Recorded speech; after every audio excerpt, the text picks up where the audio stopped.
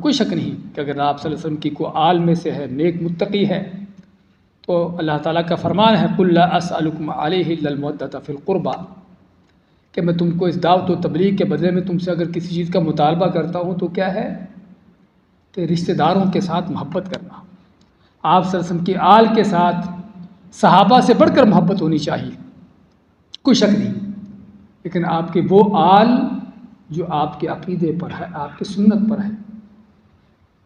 اگر آپ کی کوئی آل میں سے ہی ہے لیکن مشرک ہے، شرک پر پڑا ہوا ہے کہ فاسق فاجر ہے، ہاں تو ابو لہب بھی آپ ہی کی خاندان کا تھا، کیا خیال ہے؟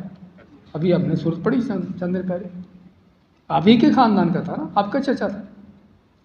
اس لیے بھائیوں، اللہ کے دین کے اندر اگر کوئی معیار ہے تو وہ تقوی ایمان کا ہے، توحید کا ہے، حسب و نسب کا نہیں ہے۔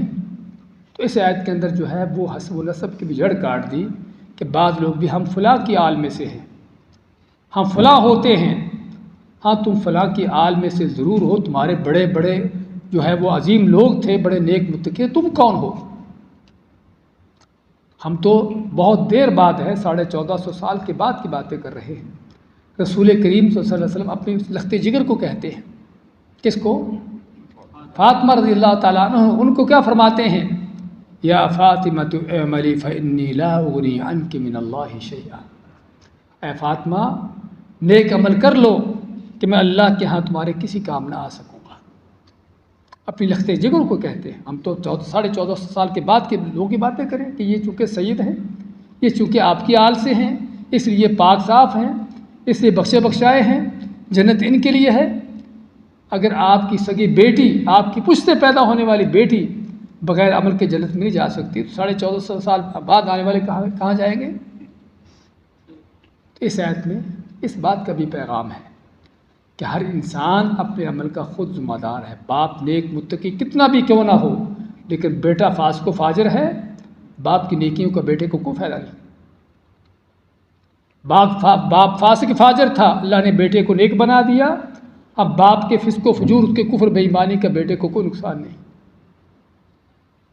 ہاں نقصان اس وقت ہوتا ہے کہ جب کوئی کسی کو دوسرے کو بھی اس برائی پر لگانے پہ اس کا کوئی کام ہو کہ باپ فاسق فاجر تھا، بیٹے کو اس نے فاسق بنا دیا۔